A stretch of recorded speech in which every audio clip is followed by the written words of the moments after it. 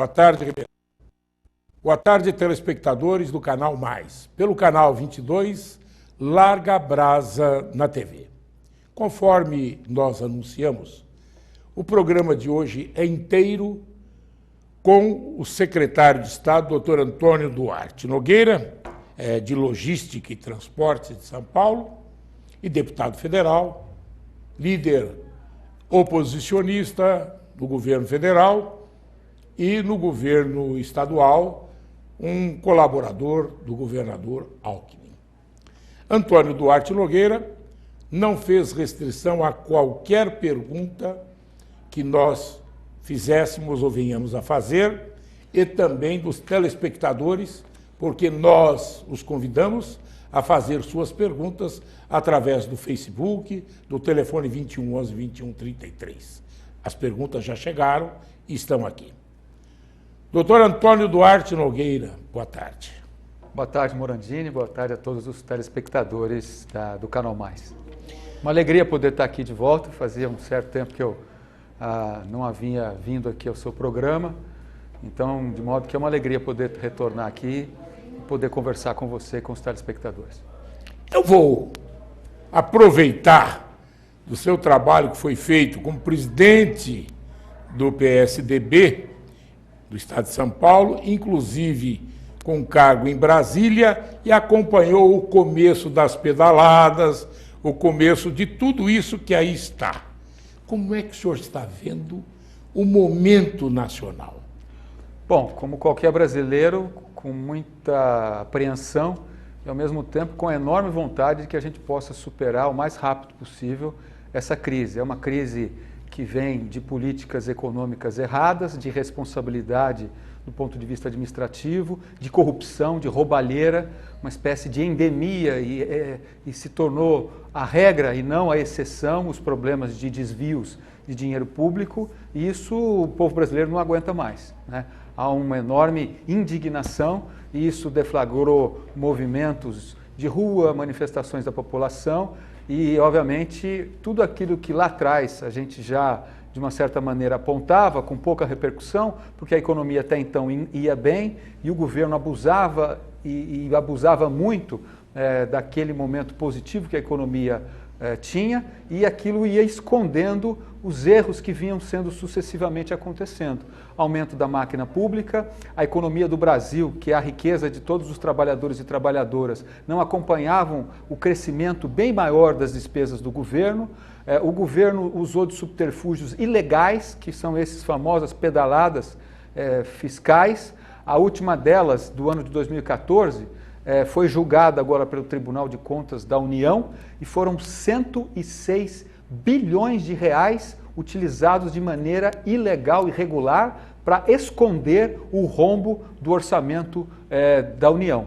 E, obviamente, isso levou agora a um parecer contrário à aprovação das contas e que agora, obviamente, o Congresso irá julgar. Tentaram, através da força do Ministério da Justiça, do Advogado-Geral da União. Fizeram até uma entrevista coletiva no domingo, né? Incluindo, inclusive, o ministro do Planejamento, através de 3, portanto, representantes do primeiro escalão do governo, para tentar coagir o Tribunal de Contas. O Tribunal de Contas reagiu. Desqualificar, né? Eles tentaram entrar no Supremo Tribunal Federal para impedir a divulgação do parecer, e a maior corte brasileira, ela fez valer as instituições e manteve o julgamento, e o julgamento foi desfavorável à aprovação das contas da presidente. Então eu espero que o Brasil, que amargou tudo isso nesse período mais recente, e você lembrou bem, em 2011 eu fui líder da bancada do PSDB e tenho as provas materiais das minhas falas, dos meus posicionamentos, dos meus votos, sempre criticando e já apontando, e não foram só no Congresso. Aqui no seu programa, em outros órgãos de comunicação, eu já apontava, eu e outras pessoas da oposição, que tinha uma análise crítica e não como vaca de presépio para achar que estava indo tudo bem, apenas se aproveitando das benesses do governo, a gente fez uma oposição responsável. Eu sempre disse para todo mundo, vocês já me ouviram falar isso, quem ganha governa e quem perde fiscaliza. Nós perdemos a eleição no âmbito federal, o nosso papel dentro da democracia é fiscalizar. E a gente fiscalizou, a gente denunciou, a gente apontou. Felizmente não há nem mal que sempre dure, nem bem que não se acabe.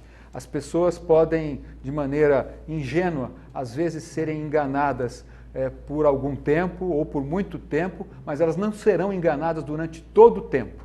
É importante dizer que quem faz a campanha eleitoral de uma maneira inadequada, ou seja, mentindo, escondendo os fatos, com interesses outros que não o interesse de servir a população, fazendo acordos espúrios para inchar a máquina para depois ganhar a eleição a qualquer custo, porque tem mais dinheiro, porque tem mais tempo de televisão, depois o diabo vem cobrar essa alma, né? Então eu acho que a extensão de como você faz a campanha, a modo como você faz a campanha, é a extensão de como vai ser o seu governo.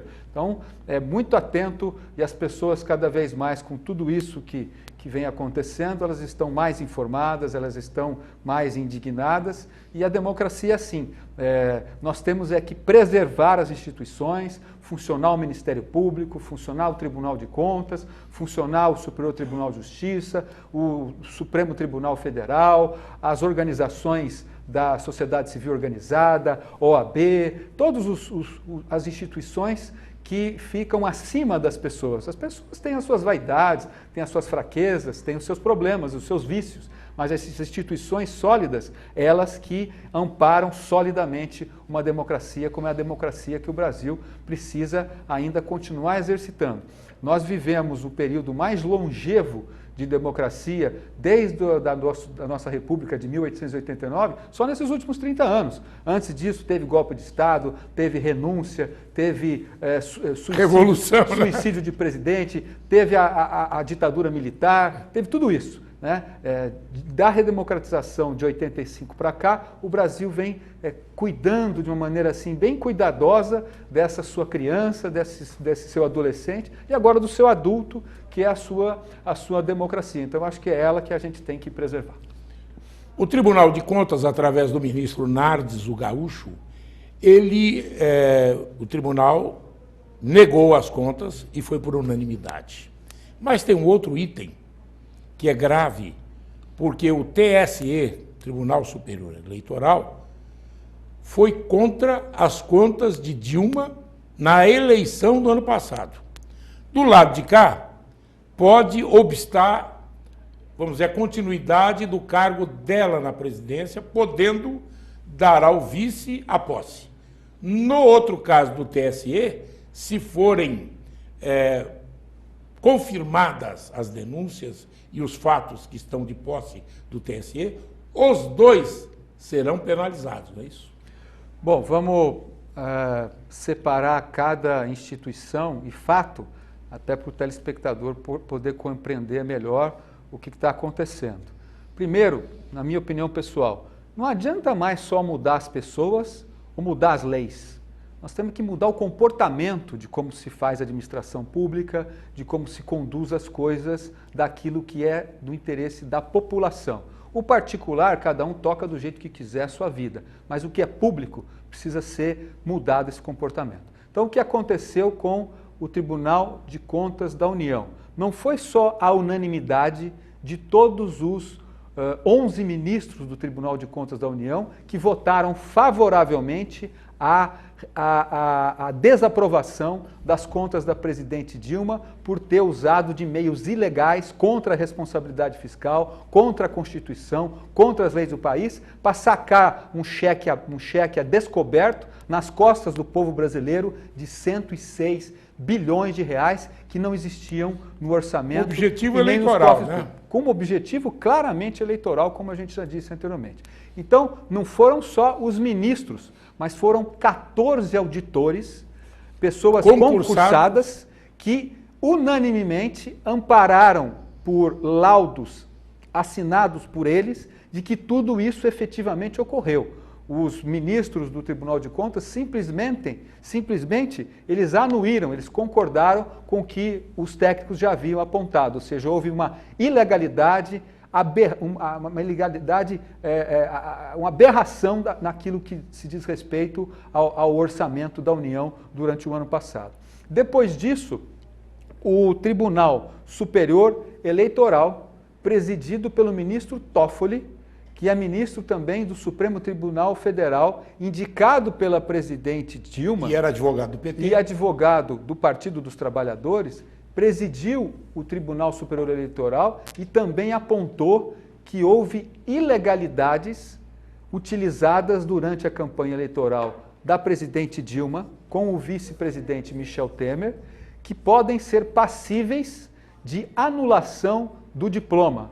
Resumidamente, eles podem perder o direito de exercer a presidência e a vice-presidência. As instituições estão aí para funcionar o amplo direito do contraditório, o amplo direito de defesa. Isso vai tomar aí alguns meses, não só dentro dos tribunais, mas também depois dentro do Congresso Nacional. Você tem hoje uma outra coisa gravíssima, que é o presidente da Câmara dos Deputados, o deputado Eduardo Cunha, acusado de ter milhões de dólares em contas na Suíça, né? Isso também não pode ficar de uma maneira impune. E o Renan Calheiros, identicamente. A mesma coisa o presidente do Senado. Então, veja, o Brasil precisa, né, não vou usar o jargão de sempre ser passado a limpo, mas o Brasil precisa inverter aquilo que é, até então, a normalidade. A normalidade não pode ser a irregularidade. A normalidade tem que ser a lisura, a boa condução das coisas públicas e a transparência total dos atos de quem exerce um cargo público. Seja concursado, seja um cargo eletivo, um vereador, um prefeito, um governador, até o presidente da República. Bom, o Brasil tem jeito? Ah, tem sim. O Brasil é muito maior do que tudo isso.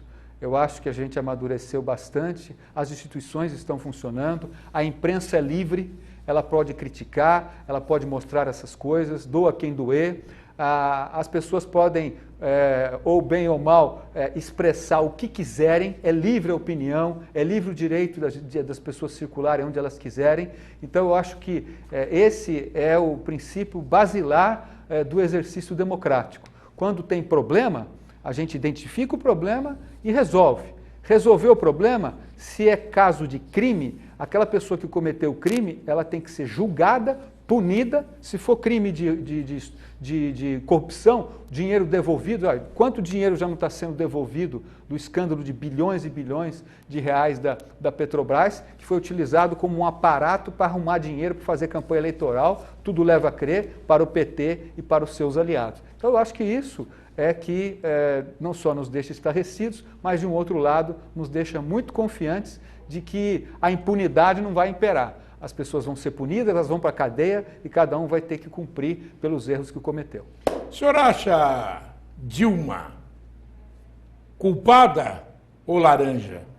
Não, eu não acho ela nem culpada nem laranja. Ela é fruto de um esquema que foi implantado no governo federal, a partir do começo do governo do presidente Lula, que estourou pela primeira vez com o nome de mensalão, que era usar dinheiro público de corrupção para pagar parlamentares da base aliada para votar com o governo. Depois aquilo estourou, virou um escândalo danado, muita gente depois acabou sendo presa. O secretário-chefe da Casa Civil, Zé Dirceu, ex-presidente do PT, foi preso. O presidente nacional do PT, o Zé Genuíno, foi preso. O tesoureiro do PT foi preso, o Delúbio. Agora prenderam o Vacari, o outro tesoureiro do PT. Existem outras pessoas sob suspeição. Obviamente a justiça haverá de se manifestar, de apresentar provas, e essas coisas obviamente serão julgadas com apoio do Poder Judiciário e do próprio Ministério Público, com os olhos atentos da sociedade.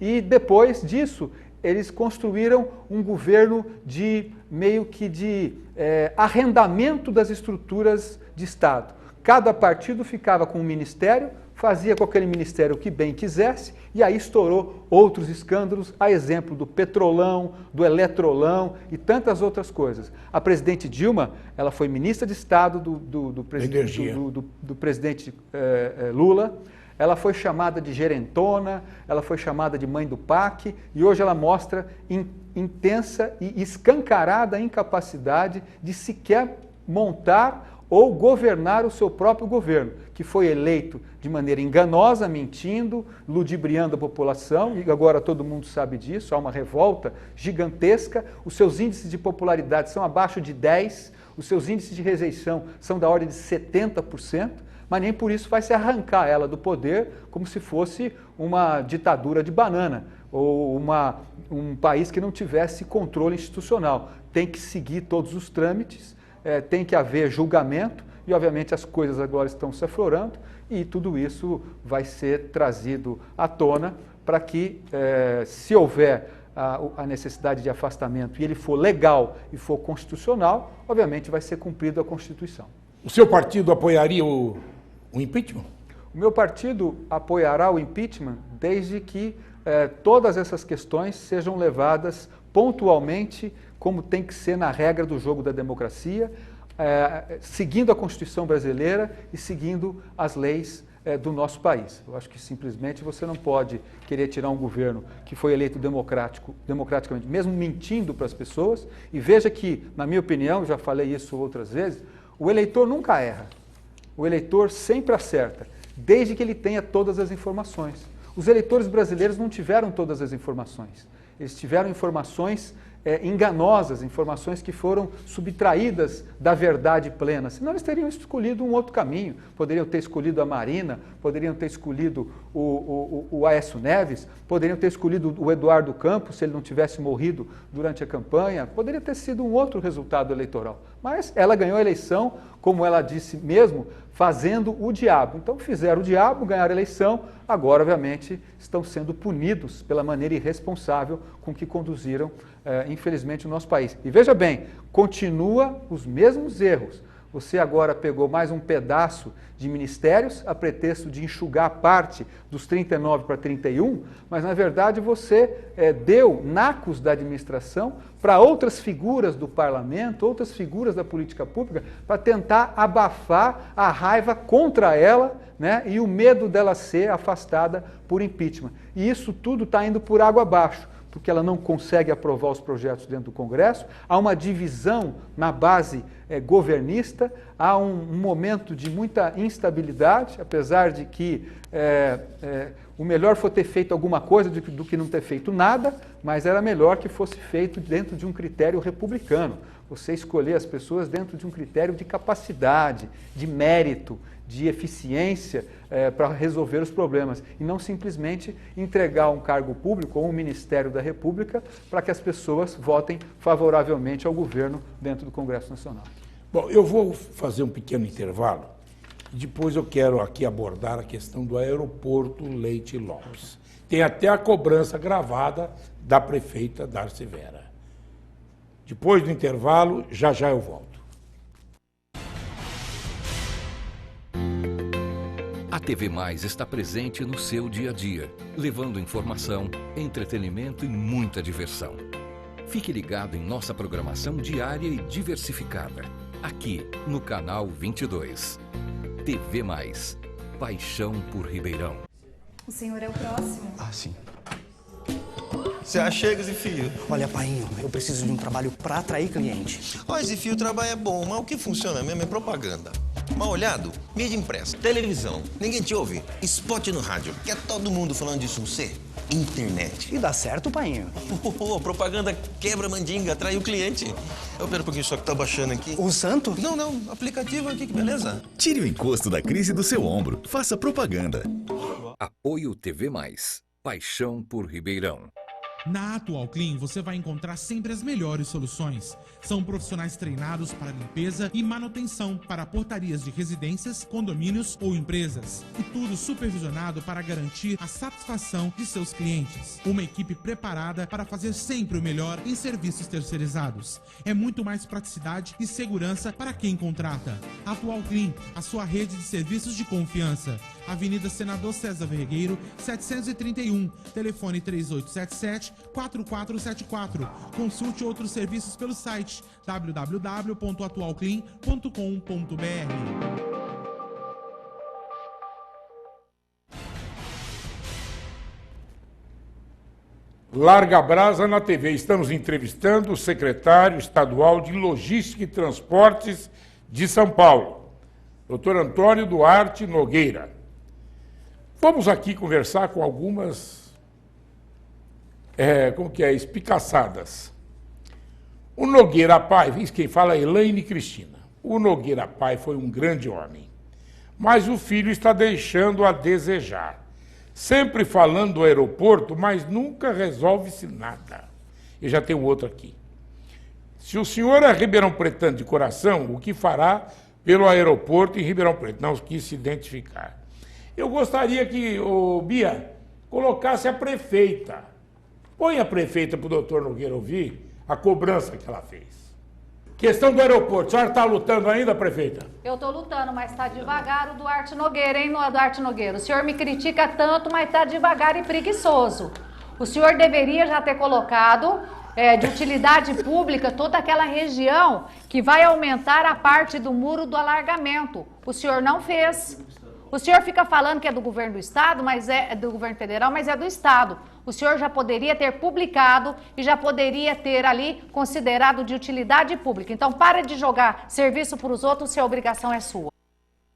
Olho no olho, doutor Nogueira. Bom, em primeiro lugar, agradecer a Elaine, né? Sim. Ela disse que, de uma certa maneira, fez rasgados elogios aí ao meu pai. Ele já faleceu há 25 anos atrás, foi prefeito de Ribeirão Preto 2 vezes. Ela deve ser uma pessoa, talvez, muito próxima também da minha idade e já viveu também um pouco mais. E isso para mim nem é uma crítica, para mim é quase que um orgulho ouvir isso, até porque eu acho que o meu pai foi uma das figuras políticas que dificilmente a nossa cidade ou o nosso país poderá ter entre muitos, porque ele foi um homem corretíssimo, alguém que deixou um legado maravilhoso, fora do ponto de vista político, uma família constituída, e eu, claro, com a minha possibilidade, com o meu tamanho, com a minha vontade, tento seguir os seus passos. Mas certamente eu não tenho a menor pretensão de poder igualar ou superar o meu pai, até porque eu sei a grandeza que ele tem. Mas tenho seguido, obviamente, à risca cada um dos ensinamentos que ele deixou. Ele era um homem de valores e de princípios. E é isso que eu tenho transmitido aos meus 3 filhos, que graças a Deus eu tenho visto crescer e crescer um pouco na linha, né, daquilo que eu também pude absorver do meu pai.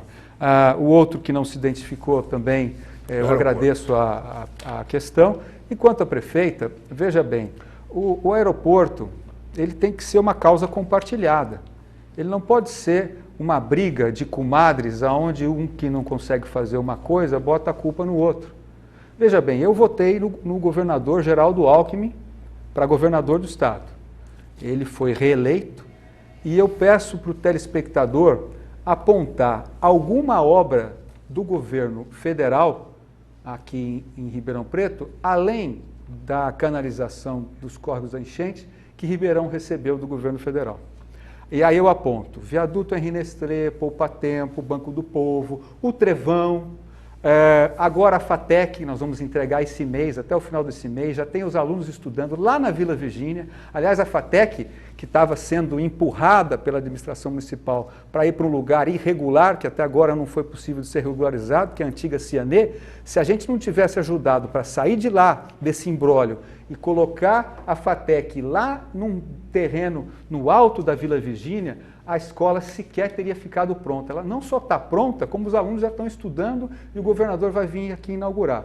O HC Criança, que fica pronto agora no final do ano, a recuperação da Mata de Santa Teresa, a questão do Bom Prato, que eu era secretário da Agricultura e trouxe para cá, a questão do Copom, a Secretaria de Segurança, aliás, o secretário Alexandre de Moraes, vai vir aqui na próxima semana fazer uma reunião com toda a Polícia Militar e a Polícia Civil de Ribeirão Preto, a Polícia Técnica, e vai também confirmar que nós vamos ter aqui uma nova sede do Instituto de Criminalística, uma nova sede do 9º Grupamento de Incêndios, e vamos ter uma sede nova do Copom, que é aquilo que eu venho lutando desde o ano passado, quando fui candidato a deputado federal. Era um dos 5 pontos, junto com a recuperação da Mata de Santa Teresa, junto com o HC Criança, junto com o Aeroporto Internacional, a questão do Copom. E ali já fizeram as medições, já está no orçamento do ano que vem, e nós vamos fazer um prédio onde vai funcionar 190, 192, 193, e o futuro Detecta, que é um sistema de informática altamente qualificado do ponto de vista tecnológico para combater ainda mais a criminalidade. Em Ribeirão Preto, a criminalidade só vem caindo e o governador entregou viatura do Corpo de Bombeiros recentemente aqui na cidade e trouxe os melhores indicadores. São Paulo hoje tem o menor número de homicídios em relação a todos os estados brasileiros. E quem viu o jornal ontem, viu também que São Paulo tem o menor número de crimes violentos com atentados à morte do que todo o Brasil e bem diferenciado dos demais. Então, só para elencar algumas ações, feitos, obras e entregues pelo governo federal, do qual eu me orgulho muito de fazer parte. E quanto ao aeroporto de Ribeirão Preto, eu vou estar recebendo a prefeita, todos os vereadores, todos os convidados como associação comercial nos próximos dias. Eu voltei depois de um período de convalescência de uma cirurgia que eu fiz nesta semana, tive que ficar um período aí de molho, mas já retomei as minhas atividades. De fato, o DUP, que é o Decreto de Utilidade Pública, está pronto, mas por que a gente não conseguiu prosseguir no mês de setembro? Porque o governo federal nos disse que não poderia manter o alinhamento que tinha combinado conosco. Eles estão com um gravíssimo problema de dinheiro, todo mundo sabe disso. E o projeto que cabia ao governo federal deixar pronto, vai ficar pronto só no final de outubro. Se eu soltar como secretário o decreto de utilidade pública aqui, eu vou gerar uma especulação financeira que sequer vou ter a certeza de que o governo federal vai fazer o deslocamento da pista. Se eu começar as obras no mergulhão, e aquilo também depois não tiver a sequência ao mesmo tempo, de maneira sinérgica com o governo federal, eu vou criar, ao invés de uma coisa boa para a cidade, um enorme Você imagina paralisar os voos, pousos e decolagens do aeroporto de Ribeirão Preto por uma falta de continuidade, de sinergia de obras daquilo que cabe ao governo do Estado e ao governo federal? É uma irresponsabilidade. Então, eu não tenho a menor dificuldade aqui, até porque esse é o meu trabalho, é o meu dia a dia, de explicar, de esclarecer e de deixar sem paixão política, e aqui não faço nenhuma crítica a quem quer que seja, não trato com palavras deseducadas, quem quer que seja, né? Não chamo ninguém, não qualifico ninguém de nada, eu acho que cada um quer fazer o máximo pela sua cidade e mostrar a capacidade do seu trabalho. Então, eu continuo convicto que se todos nós fizermos a nossa parte, governo do Estado, governo federal, município de Ribeirão Preto, setor empreendedor, nós vamos ter o nosso aeroporto no tempo certo das coisas, né? E eu espero que seja no mais curto espaço de tempo possível. Quanto tempo você acredita, mais ou menos? Bom, o governo federal já disse que agora só poderá colocar recursos a partir do primeiro semestre do ano que vem. Nós vamos deixar tudo pronto, à medida com que cada um pudesse fazer a sua parte de maneira organizada, sem trazer transtornos para o nosso aeroporto. E você imagina bem, o nosso telespectador, o aeroporto mais volumoso de passageiros do Brasil é o aeroporto de Guarulhos, 32 milhões de passageiros. O segundo aeroporto é o aeroporto de Congonhas, 18 milhões de passageiros. O terceiro é o aeroporto de Viracopos, quase 10 milhões de passageiros. E o quarto é de Ribeirão Preto, com mais de 1,5 milhão de passageiros, com voo para todo o Brasil. Nós vamos fazer essa obra, mas fazê-la da melhor maneira do ponto de vista técnico e da engenharia, com a responsabilidade que exige a todo tomador de decisão, para que a gente possa ter o nosso aeroporto e de maneira alguma criar um transtorno que possa criar um colapso na interrupção de voos por falta de descompasso nas atividades daqueles entes que estão conveniados para transformar o aeroporto de Ribeirão Preto com uma pista melhor, com uma estação de passageiros que hoje tem 6 mil metros quadrados para 30 mil metros quadrados, com 2 andares. O projeto é muito bonito e é do tamanho que a cidade merece, para que a gente possa entregá-lo no tempo certo, fazê-lo nos 24 meses que estão previstos dentro do cronograma, para que a gente possa sair de 1 milhão e pouco de passageiros e ter um aeroporto com capacidade para receber não só voos internacionais, voos para toda a América Latina, mas voos domésticos e atender um contingente de passageiros de até 5 milhões, que é o que vai ter Ribeirão Preto, se Deus quiser, daqui 20 anos. Vamos esclarecer alguns telespectadores. Hoje o senhor tem bom cargo político, é bom salário, também tem, sem falar no fato que não tem a cobrança do povo no cara a cara.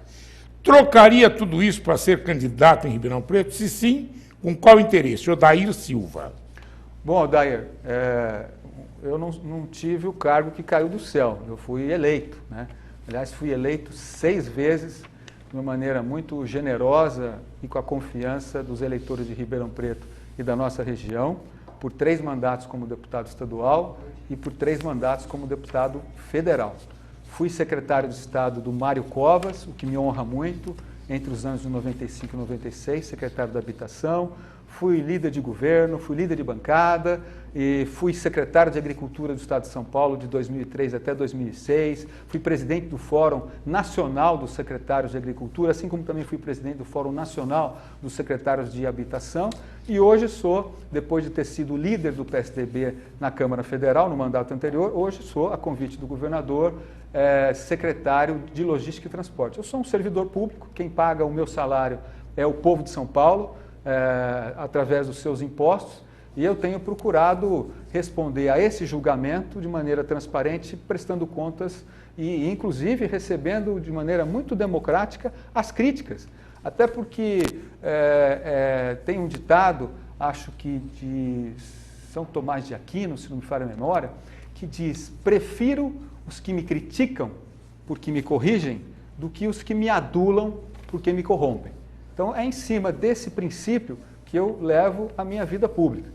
A questão de outras disputas da prefeitura, como é a sua indagação, a gente deixa para o momento certo. Eu acho que esse é o momento, acabamos de sair de uma eleição muito conturbada aí em âmbito nacional, o governador venceu a eleição aqui em primeiro turno, o meu partido que eu presidia na época fez o governador, fez o senador, deu para o candidato a presidente da República a votação de 4 milhões de votos no primeiro turno, acima da Dilma aqui em São Paulo. Depois, no segundo turno, nós ganhamos de quase 7 milhões acima, ou seja, o povo de São Paulo acreditou na gente, né? Então, eu acho que a gente tem que trabalhar. A eleição municipal é no ano que vem, os partidos estão se organizando, o meu partido aqui em Ribeirão Preto, o PSDB, que é presidido pelo Nicanor Lopes, que tem os nossos 3 vereadores, a Gláucia Berenice, o Bertinho Scandiuzzi e também o Maurício Gasparini, o deputado e ex-prefeito Elson Gasparini, a executiva, todos têm a sua responsabilidade para se preparar para a organização partidária. Eu acho que esse é um dever deles. E aquilo que eu puder fazer como filiado, eu vou também ajudar.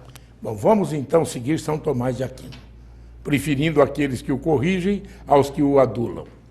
Você veio de 2 derrotas na disputa pela prefeitura e teve bastante rejeição na periferia.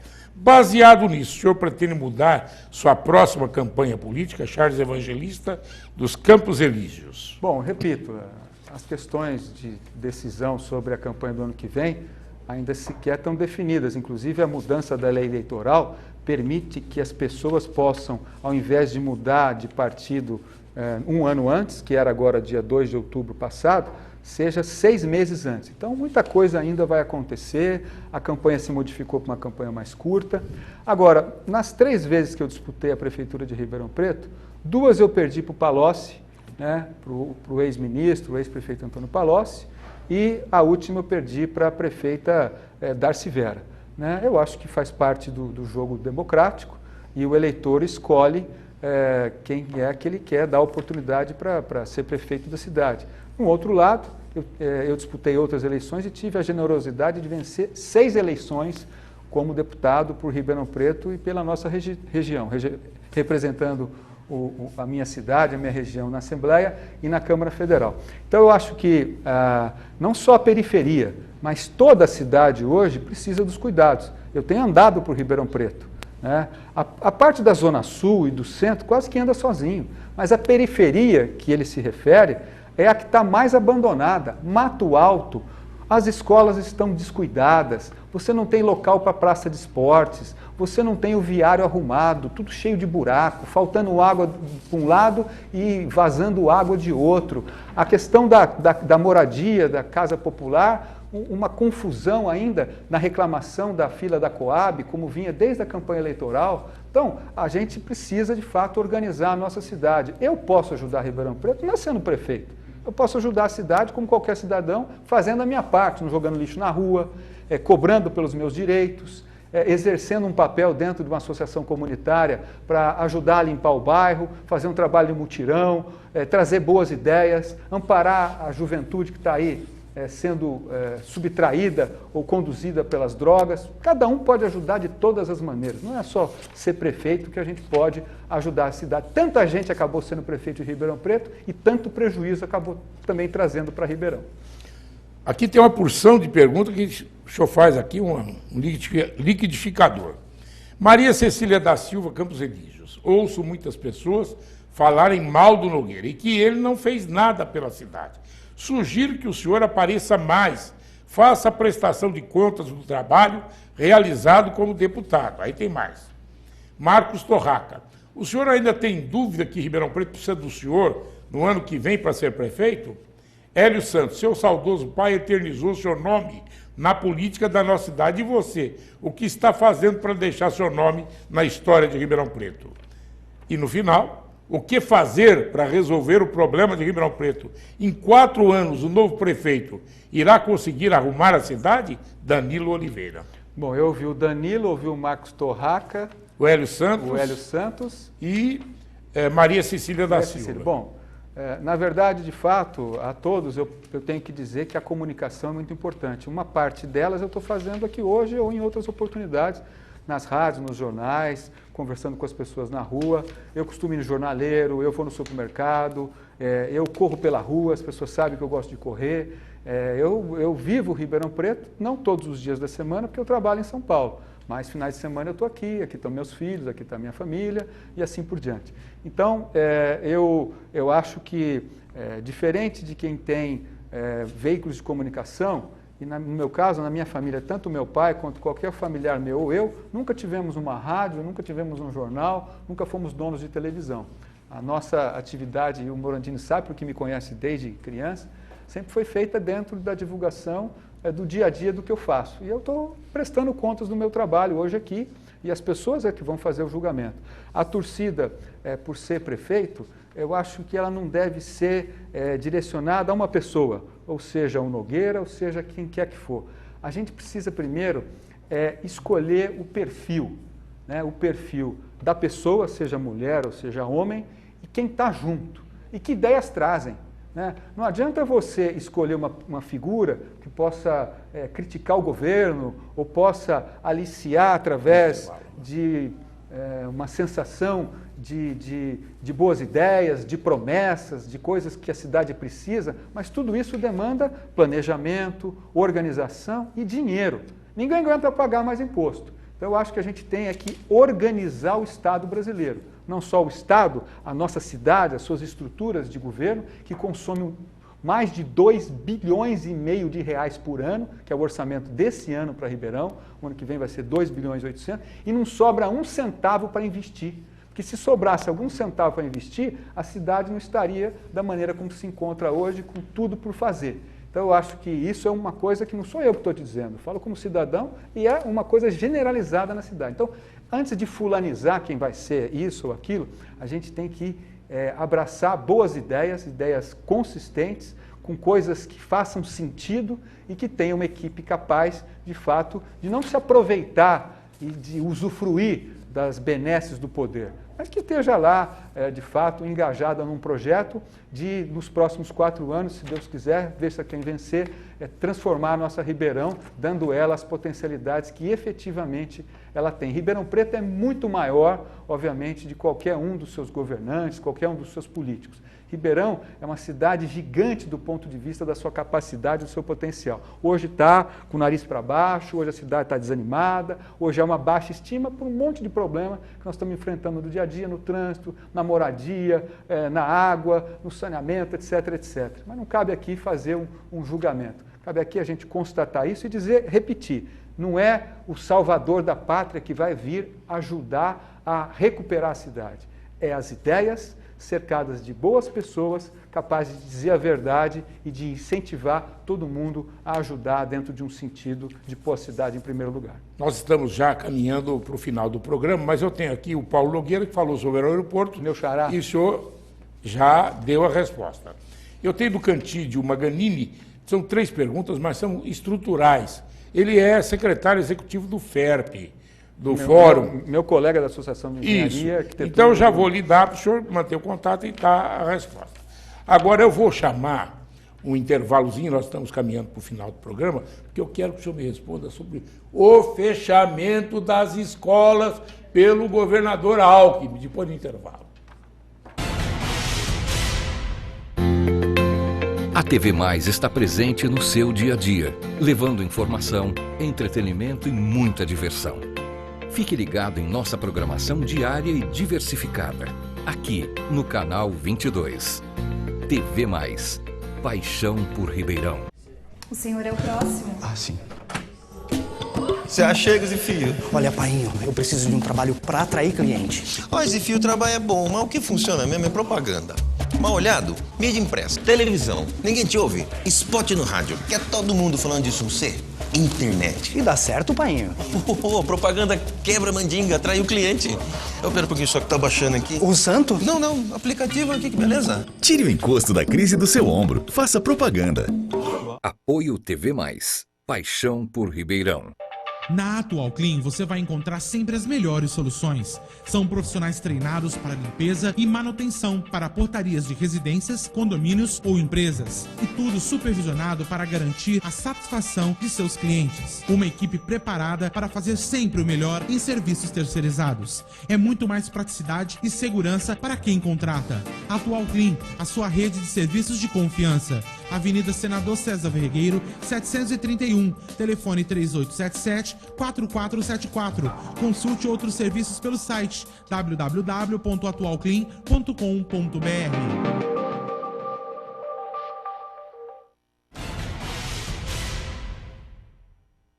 Estamos entrevistando o secretário estadual de Logística e Transportes de São Paulo, Dr. Antônio Duarte Nogueira. Dr. Nogueira, Anderson Gomes, da Vila Virgínia, pergunta: o governo PSDB tem deixado a desejar em relação às escolas estaduais.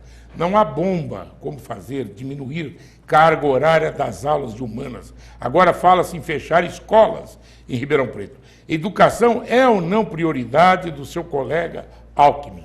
Bom, Anderson, você que é morador da Vila Virgínia, não sei a sua faixa etária, mas o governador já abriu uma nova escola, aliás, uma faculdade de tecnologia para milhares e milhares de alunos que vão estudar na FATEC de Ribeirão Preto, aí na Vila Virgínia. Então, vamos já deixar claro que o governo abre oportunidades nas escolas técnicas, nas FATECs e nas escolas estaduais. O que aconteceu nesses últimos anos? De 1998 até 2015, houve uma mudança no perfil demográfico das pessoas do nosso estado e do nosso Brasil. Nós tínhamos, há vários anos atrás, em 98, por volta de 6 milhões de alunos na rede estadual, né, que tem como finalidade principal o ensino médio e tem muita gente no ensino fundamental do primeiro ciclo, de primeira a quinta, e de sexta a nona, que é o segundo ciclo. O que está sendo feito agora? E por quê? Nós temos hoje não mais 6 milhões de alunos, nós temos apenas 4 milhões de alunos. Houve uma redução de 33%, não porque faltem alunos, é porque a faixa etária dos 6 aos 17 diminuiu. Nós estamos com uma população mais madura e menos crianças estão nascendo, porque as famílias estão tendo menos filhos, como é um reflexo de que o país está se desenvolvendo ainda mais. Muito bem, esta janela demográfica, ela criou em várias estruturas das 5.100 escolas que o Estado tem em todo o Estado de São Paulo, a possibilidade da gente priorizar nas escolas um único ciclo, para você ganhar em eficiência, qualidade e ensino pedagógico. Então, a ideia é, você tem hoje várias escolas do Estado que você tem os 3 ciclos. O primeiro ciclo fundamental de primeira a quinta, o segundo de sexta a nona e depois o ensino médio. A ideia é se reorganizar para você poder concentrar e melhorar a qualidade do ensino. Essas histórias de fechamento de escolas, chegaram até a anunciar 4 escolas aqui em Ribeirão Preto que serão fechadas, nada disso está definido ou sequer foi anunciado.